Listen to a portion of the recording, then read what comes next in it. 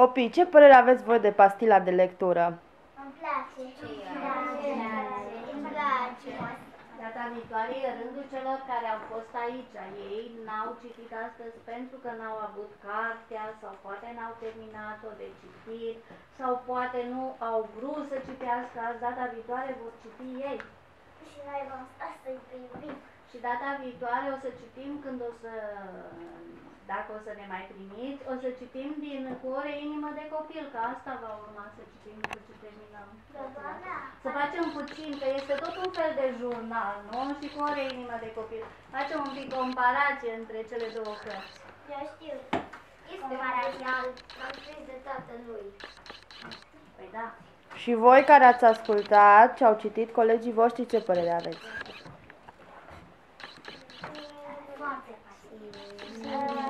Eu știu diferența. Mai facem? Mai veniți?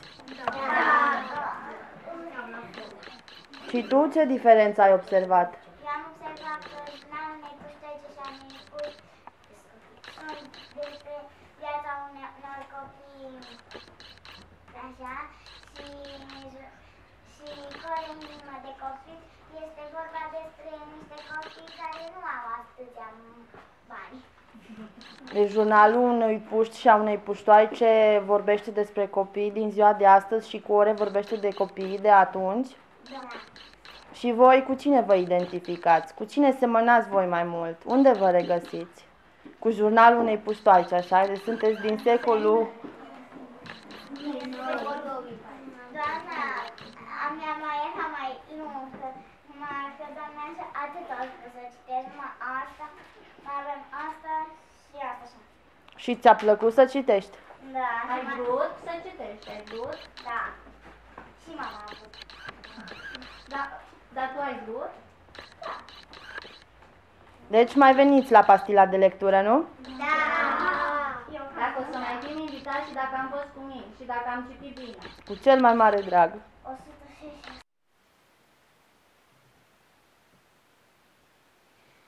Numele meu este Oana Avram. Sunt elevă în clasa a doua B de la Școala Generală Horea Cloșca și Crișan Brad și am venit să vă citesc o părticică mică din jurnalele Însemnările nepuștoaice 3. Hello, my name is Oana.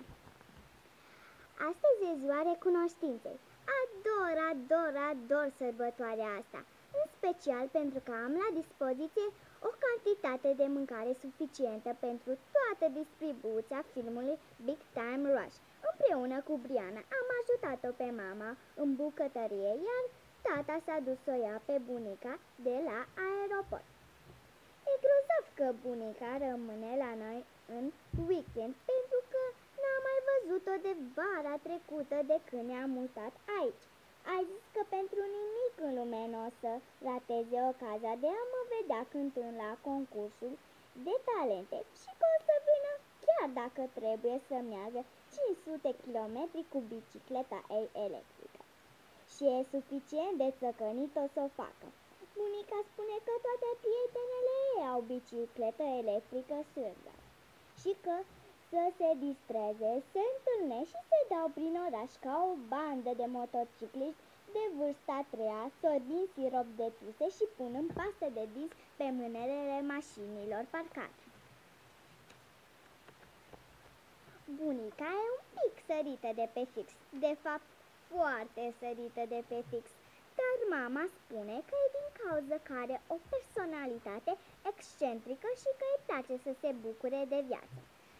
Una cred că e un mod politicos de a spune că e senilă, dar nu poți să nu o iubești. În fine, cina de ziua recunoștinței a fost excelentă.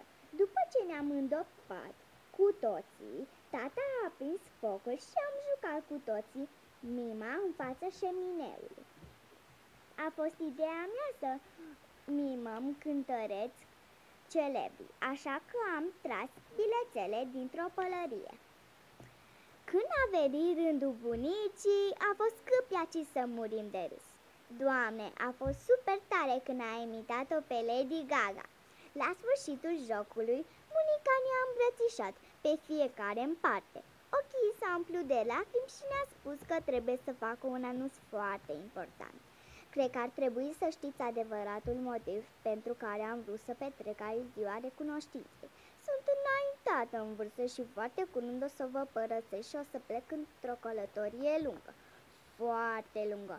O să-mi fie tare dor de voi și vouă de mine și voiam să vă spun cât de mult vă iubesc pe toți, așa că vă dau de astăzi cadourile de Crăciun.